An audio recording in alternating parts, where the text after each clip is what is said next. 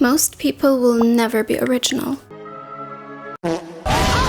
It's the sad, harsh truth about creativity and originality. But you want to be original. You want to bring something into the world that has never been seen before. It's a beautiful ambition, but it's hard. So hard because the reality is very few people on this planet come up with original ideas. Most people follow, they replicate, they stay where it is safe. And I get it.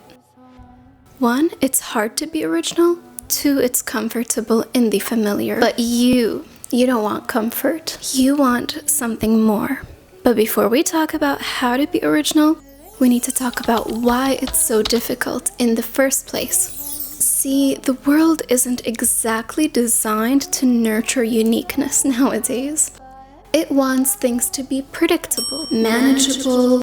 It builds these invisible walls, rules, expectations, labels, and if you step outside them, even just a little bit, people start looking at you like you've done something wrong, like you've slapped somebody. They ask, why can't you just be normal? Why can't you be normal? I've been asked this question so many times. I've been asked that my whole life. In fact, I've been called odd, weird, eccentric, too much, too different. I've always had people try to push me back into the lines to make me fit into a shape that was never even meant for me. And I see it happening everywhere to many people, that pressure to blend in, to be acceptable. But what if we stopped trying? What if we let ourselves be as unusual, as colorful, as weird, completely ourselves as we were always meant to be? Let's talk about how to do that. Step 1. Let go of the fear of judgment. Nothing stifles originality faster than worrying about what other people think. The truth is, people will always have opinions, whether you follow the crowd or not. So you might as well give them something real to talk about. The less you care about outside approval, the more space you have to actually create something meaningful. Step 2. Think deeply about what makes you you. You already have something unique. The way you think, the things that fascinate you, the little details that make up who you are. But so many of us hide those parts of ourselves because we're afraid of standing out too much. Stop. Take a moment. Write down everything that makes you different. The things you love, the things you're drawn to.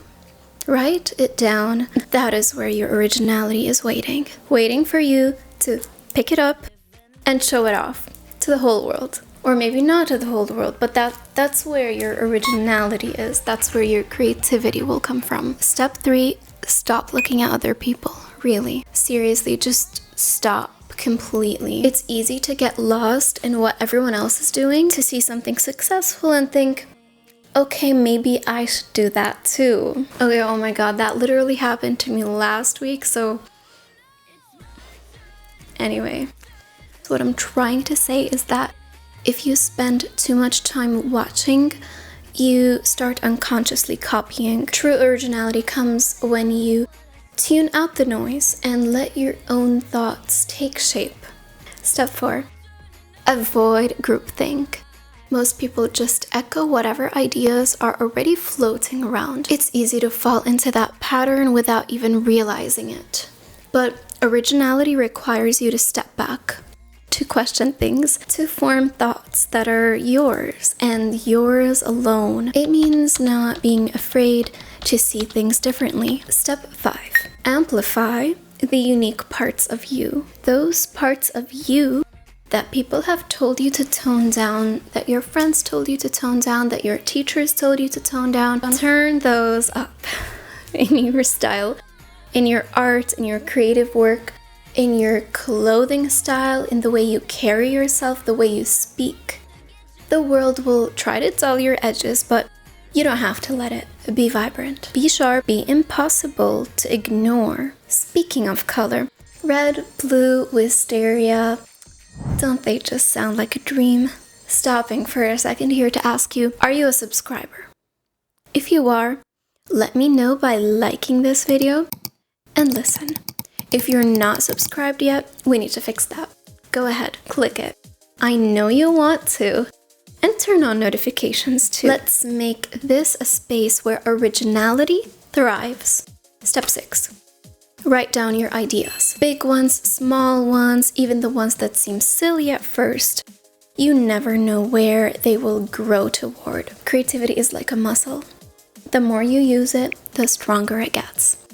And some of the best ideas start as tiny sparks that could have been forgotten if they weren't captured in time. That's my phone ringing. The worst part would be having some amazing ideas and not writing them down and then forgetting them. What if you had accidentally had some super original idea there and now it's gone? That's why just carry a notebook with you. And also, if you want to be eco-friendly or you just don't like carrying a notebook or you want to save up space, minimalism, whatever, you can still write down your ideas in your smartphone's notes. There's an app called Notepad in iOS. I don't know about Android, but I'm sure there is a similar app. Or I don't know, whatever app that you like, you get the point. Don't lose ideas. Step 7, execute.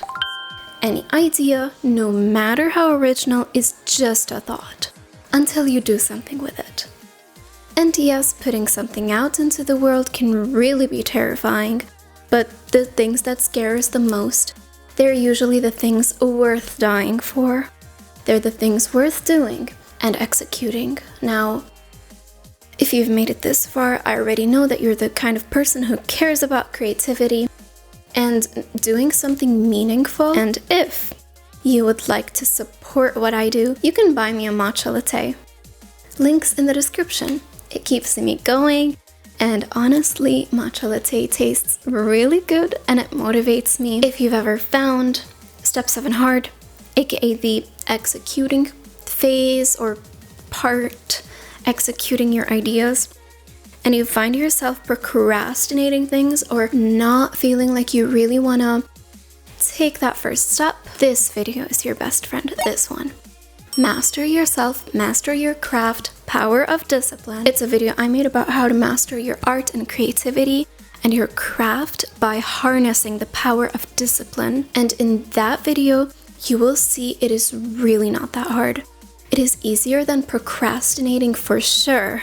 It's easier to execute than feeling guilty your whole life for sure. And wondering, what if I actually did the thing? So, really, that video is your best friend. I will leave the link in the end. Plus, it's also in the description. Oh, and while you're there, check out my Redbubble art shop. I make things, you might like them. And if you want something truly custom, commissions are open on Fiverr and Upwork right now.